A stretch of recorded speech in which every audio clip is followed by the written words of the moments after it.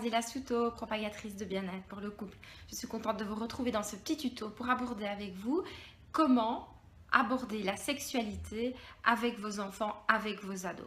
Tout d'abord, il faut que vous soyez à l'aise pour parler de ce sujet. Si vous ne l'êtes pas en tant que parent, c'est pas grave. Trouvez des personnes ressources, un tonton, une tata, un grand frère, une personne proche de votre entourage qui sera peut-être plus à l'aise pour en discuter avec votre ado. Et peut-être même que votre ado sera plus à même d'écouter effectivement les conseils que vous avez à lui apporter, en tout cas que vous voulez qu'on lui transmette.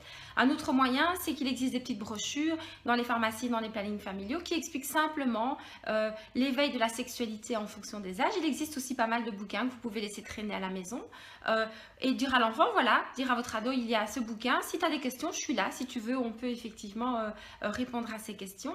Il n'y a pas besoin d'en parler tout le temps, peut-être profiter d'un prétexte, d'une phrase que vous allez entendre, d'une réflexion qu'il va ramener de l'école ou effectivement d'un fait d'actualité pour pouvoir en parler.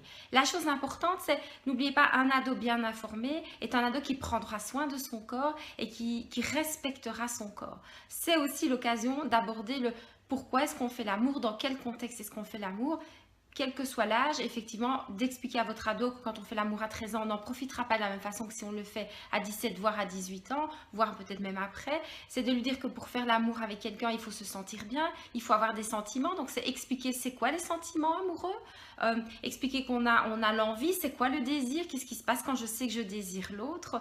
Et en même temps, c'est de lui expliquer que ça doit se faire dans le respect de soi et du partenaire. Et qu'effectivement, lorsque ces conditions sont remplies et qu'on est protégé, vous pouvez effectivement conseiller à vos enfants d'aller lentement, doucement dans cet éveil de la sexualité. C'est aussi l'occasion de parler de la protection, de parler des maladies transmissibles. C'est super important. C'est votre rôle en tant que parent d'informer vos enfants. Adaptez votre vocabulaire. S'ils ont 10 ans ou s'ils en ont 14, vous n'allez pas aborder la sexualité avec les mêmes mots. Donnez des infos courtes, concrètes, et laissez l'enfant, laissez l'ado réfléchir et lui dire voilà, si tu as d'autres questions, je suis là et on peut effectivement en débattre ensemble.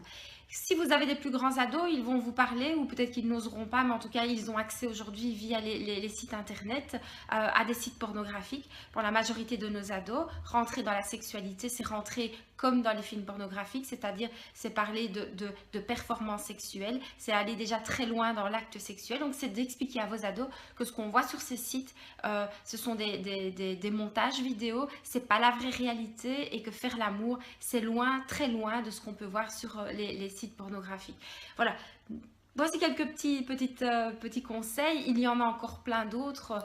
Je vous reviens avec un article par rapport à ça qui sera un petit peu plus détaillé. Soyez à l'aise, ne dramatisez pas la sexualité de vos ados. C'est le meilleur moyen pour faire plus tard des adultes qui sont épanouis dans leur sexualité. Et aujourd'hui, on sait combien c'est important de vivre une sexualité épanouie. Je vous retrouve bientôt sur les réseaux sociaux. D'ici là, soyez le plus heureux possible dans votre vie. À bientôt.